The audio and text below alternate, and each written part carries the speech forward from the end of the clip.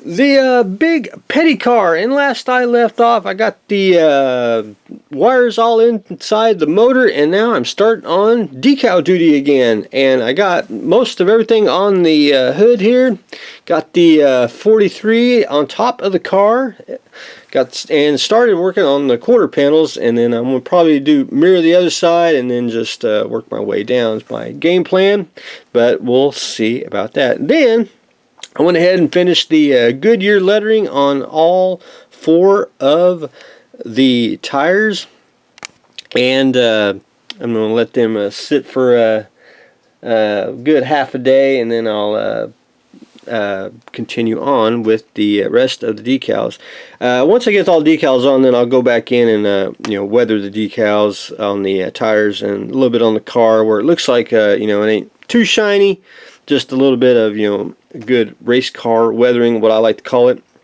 And once the decals get real good and dry, I'm going to go in and super glue the wheels on so they will be good and sturdy, and they won't sag or anything once you put it on the weight of the car on its wheels and all that. So that's my game plan on that. Anyway, you can see where it's all wet and curing nicely. So I always like to add a few decals on and then stop, because you really just can't put on any more. In this way, it has a good chance to dry.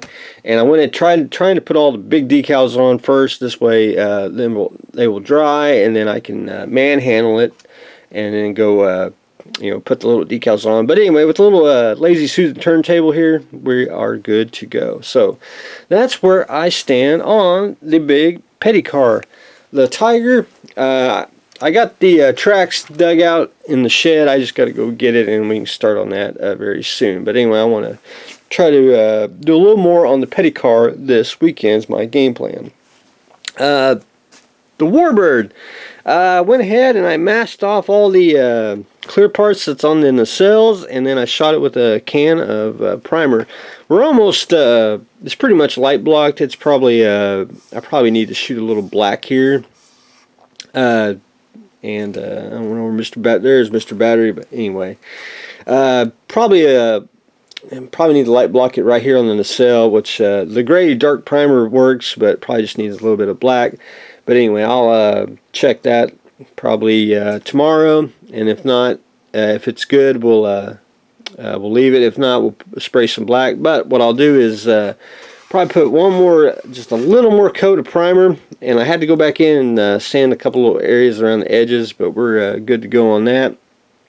And then probably pre-shade it, and I didn't dig it out, but I'm going to probably go with Vallejo's got a gray green, and that's probably what I'm going to go. If you ever look at the studio model of this, it's basically, it looks gray, but it's actually shades of green that makes it look gray.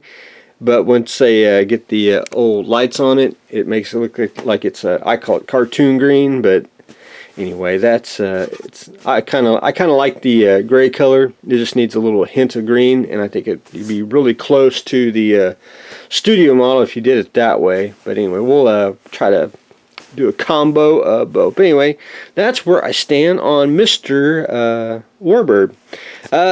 Today is Tulsa show, which I'll probably do a quick little rundown video of that, show everyone all the great models there, and show how model shows are the same, yet they are different. But anyway, that's on the agenda today. But anyway, that's a quick update. I'll be doing that today. I'm probably I'm going to be a vendor, and I'll show the show, and it's also Wonderfest, and we'll have to I'll be doing this show, and I'll be on my phone constantly looking at Wonderfest, wondering if there's going to be any new stuff out. But anyway, that is what I've got going on today. We'll be at the Tulsa show today, putting the Warbird in primer, and we are decal duty on the big petty car. So that's what I got going on today, so stay tuned for the next exciting episode.